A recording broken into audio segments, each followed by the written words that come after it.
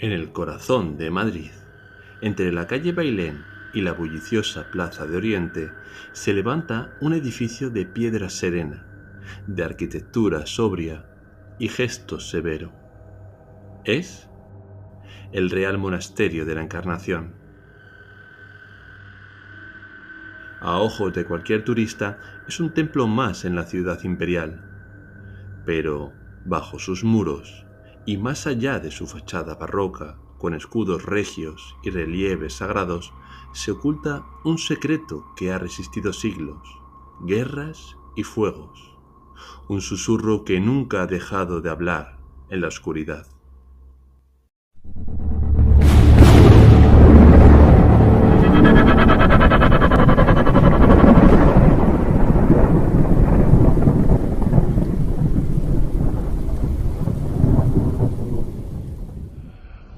Todo comenzó en el año 1611.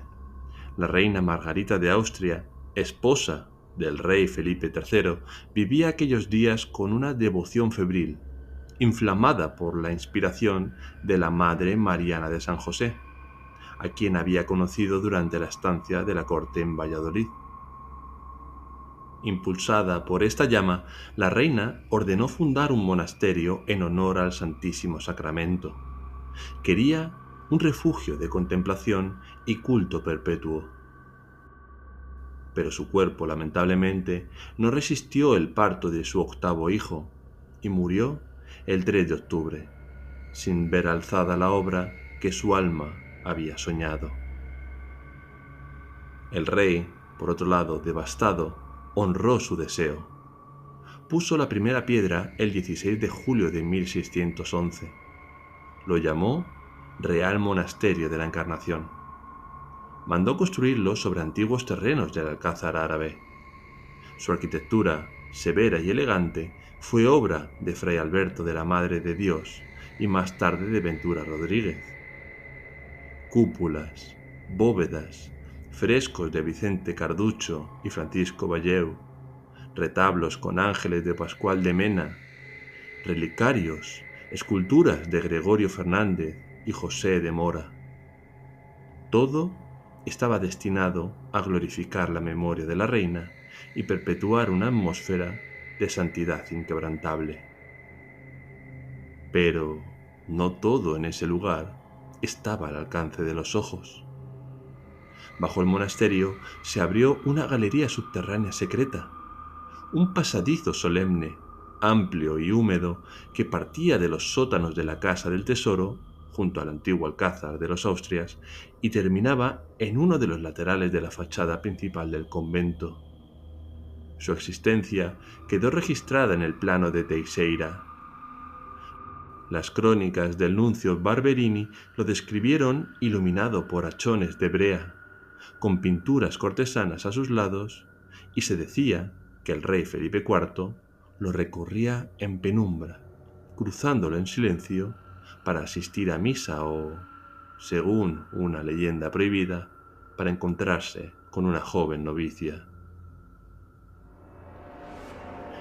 La historia relataba que parte del túnel se inundaba en época de lluvias y que el monarca, llevado por la pasión, lo cruzaba en góndola como un duque veneciano, entre ecos y murmuraciones húmedas de piedra. El pasadizo fue real, aunque la pasión quedó en leyenda. El pasadizo cayó en desuso tras el incendio del Alcázar en 1734. Más tarde, en 1809, fue sepultado cuando José I Bonaparte reordenó la Plaza de Oriente. Sin embargo, algunos aseguran que una trampilla sobrevive aún hoy, agazapada entre el verdor del campo del Moro. Hay quien dice haber oído pasos allí, donde ya no hay más que raíces. Pero el misterio no acaba con este pasadizo.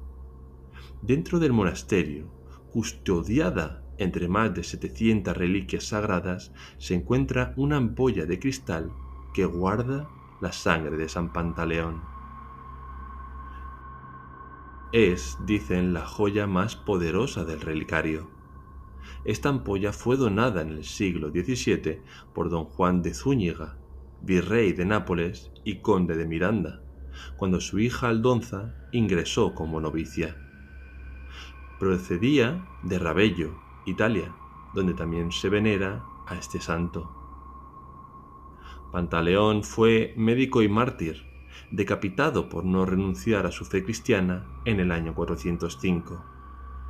Se decía que, condenado a ser devorado por fieras, los animales se amansaron a su paso. Como no le dieron muerte en la arena, fue cuando le decapitaron.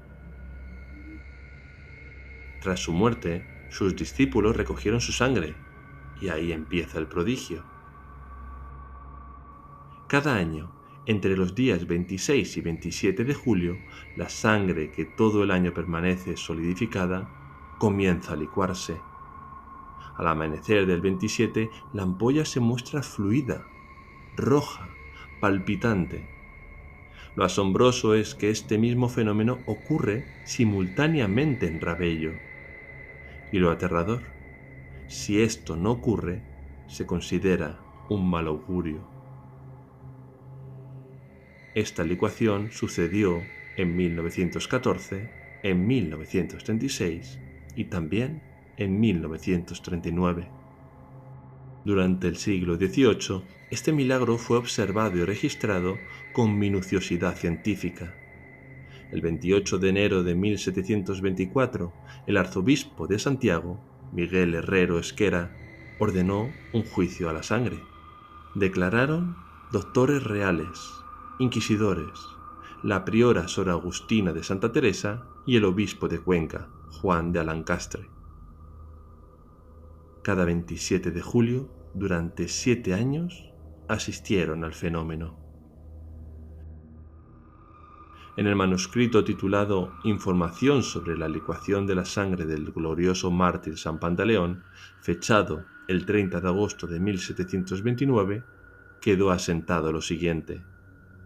Su señoría, señor juez, declara y confiesa haberla visto líquida y fluida dicho día de San Pantaleón, 27 de julio, y después de su festividad condensada y dura, todo repetidas veces, en el tiempo de 10 años, y conformándose con el parecer de los expresados teólogos, canonistas y médicos. Lo tienen y veneran por prodigio y maravilla, alabando a Dios nuestro Señor por las obras sus santos. Pero incluso lo sagrado puede ser profanado. Una feligresa hace no tantos años recibió en sus manos la ampolla. Esta comenzó súbitamente a temblar y la dejó caer. Para bien de todos, la ampolla no se rompió, pero desde entonces fue sellada tras un cristal y nunca más volvió a pasar de mano en mano. Y por último, añado más sucesos que no se pueden explicar de este santo lugar. Visitantes, vigilantes y turistas del monasterio, sin vínculo con la fe ni la leyenda, reportaron lo mismo: voces que susurran en un claustro vacío, puertas que se abren solas y sensación de ser observado. Una figura blanca, envuelta en un hábito, cruza en silencio junto a la fuente y desaparece. Dicen que es el alma de una monja muerta en circunstancias trágicas. Se desconoce su nombre, pero su presencia ha sido descrita con idéntico detalle por quienes no se conocían entre sí. La capilla musical, donde las monjas cantan entre las rejas del coro, a veces emite un sonido cuando no hay canto alguno, una nota grave que vibra entre las piedras. Es una vibración que no deja eco, como si descendiera hacia el túnel que ya no existe. ¿Es posible que la sangre, el fantasma y el pasadizo estén conectados? Lanzo la pregunta.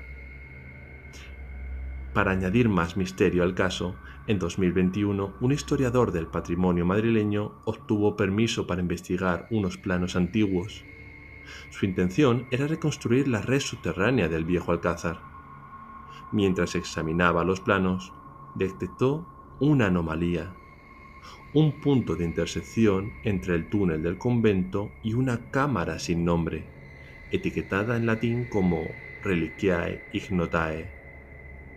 No aparece en ningún inventario posterior. No consta en los informes del derribo napoleónico.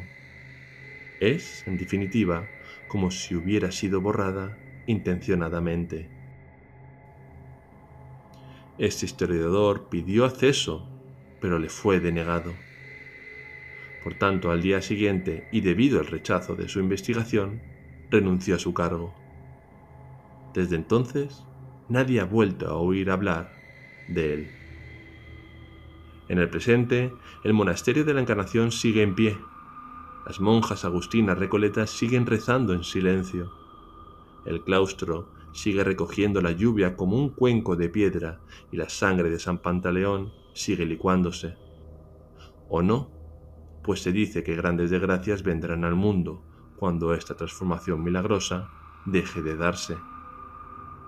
Pero quizás lo más misterioso del monasterio no es lo que revela, sino lo que protege, porque en un rincón olvidado, entre frescos que miran al cielo y criptas que respiran por la noche, el tiempo no ha vencido al secreto, solo ha aprendido a esconderlo.